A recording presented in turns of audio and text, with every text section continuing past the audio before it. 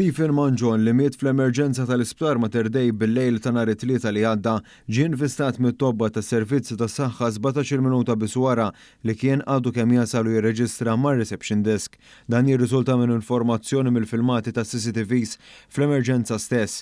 One News hu infurmat b'dettalji ġodda li joħorġu mill-investigazzjonijiet li qed isiru brabta mal-inkjesti li twaqfu waħda maġisterjali u l-oħra mill-Ministeru għas-Saħħa fil-kura li r-raġel ta' 55 sena ingħata dakinhar.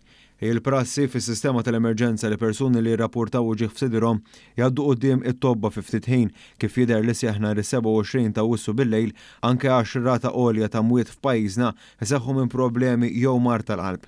Minkejja dan kif irrapportat fl-aħħar l-awtopsja ta' Manjon li konkludiet li hu miet minħabba dik li tissejjaħ cardiac tamponade u aortic dissection u mhux attakk tal-qalb kif kien oriġinarjament maħsub. Il-ċertifikat tal-mewt tiegħu ukoll indika kif ir-raġel kien isofri minn marda f'qalbu waqt li kien ibati wkoll minn pressjoni fid-demm għal żmien twil. Jirriżulta li Manjon li kien ilu minn filgħodu fl-istess jum jilmenta li kienet ibati minn ġieħ f'sidru irrikorra l-ewwel fiċ-ċentru tas-saħħa tal-Furjana. Dettalji mill-kameras tas-sigurtà fuq il-post ukoll ġew analizzati għal fini tal-inkjesti. L-istess filmati ta' CCTVs juru lil Manjon li kien mill-belt jasal fiċ-ċentru tas-saħħa fis-7 u 8 minuti ta' filgħaxija akkumpanjat minn persuna oħra. U speċa telaq minn hemm ftit inqas minn 40 minuta wara fit-8 neqsin 13 minuta wara rakkomandazzjoni biex imur l-isptar Mater Dei.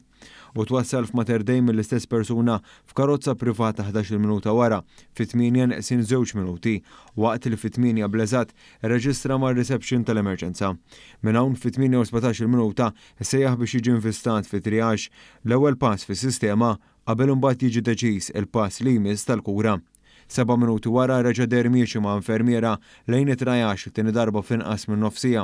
Sussegwentament Manjon irritorna fis-sala ta' stennija bil-filmati juruh iċempel bil-mobile diversi drabi waqt li wkoll jibla 2 pilloli ftit minuti qabel ħassu ħażin fl-10 u 22 minuta. F'dan l-istadju mhux magħruf x'kienu l-pilloli li ħa. Mill-filmat ta' sigurtà joħroġ li minn hemm il-persuna kienet qed takkumpanjah intebħet li Manjon ma kienx f'siktu b'ħafna infermieri rikorru minnu fih għall-għajnuna u sessegwentament jiddaħħal fis-sala fuq stretcher. Rapport fit-Times ħabbar kif isib filgħodu numru ta' persuni marru fl-assa ta' tasliema biex jagħtu x-xhieda tagħhom bħala parti mill-inkjesta maġisterjali li għaddejja dwar il-każ.